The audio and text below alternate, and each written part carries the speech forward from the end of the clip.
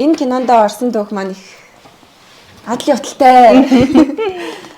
Би ингэсэн 2025 оны 11 сард нөгөө Солонгос руу магистрт сурах ёстой байсан байхгүй юу? Өнгөрсөн жил. Тийм, сургуультай өргөдлөө өгөөд, тэнцээд урилга аваад, визэ мэдүүлээд, виз нь гараад, тэгтээ бүр захиалцсан байхгүй юу? Бүх юм окей болсон. Бүх юм окей болсон байхгүй юу? Тэгсэн чи би бүр нэг сарын өмнө про бөхснөө мартцсан. Тий, сар холбогдоо юм чи угаасаа л намайг авахгүй юм байна гэж бодсон баг.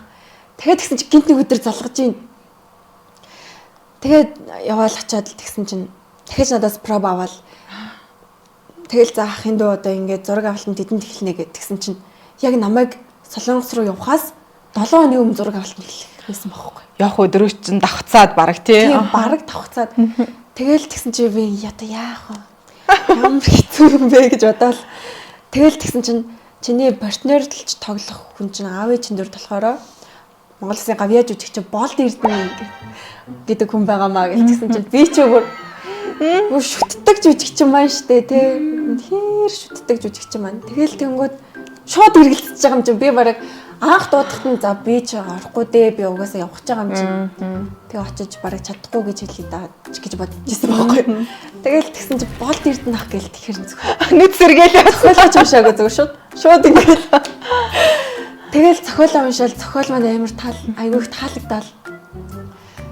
Тэгэл ар гэрийнхэнтэйгээ ярилцсан чинь аав ээж маань угаасаа намайг маш сайн дэмждэг хүмүүс байдаг. Гоё. Тий. Тэгээ найз нөхд маань ч гэсэн чи жүжигчин мэрэгчлэрээ төгссөн байна те. Одоогоор ажиллаж эхлэегүй нэг ч ажилласан туршлага байхгүй байна. Тийм ч энэ кинонд ажиллаад туршлага олж аваад тэгээд дараа нь ингээд сургууль руугаа явж болно штэ гэд. Тэгэл би шууд зөрөгтэй шийдсэн л дээ. Шууд кинонд орё. Ийм гоё боломж олдож байгаа дээр нь ажиллая гэл шууд орсон. Ивент эдгэгч Батга эмчилгээ, арьс арчилгааны брэнд Biamon Anti-Acne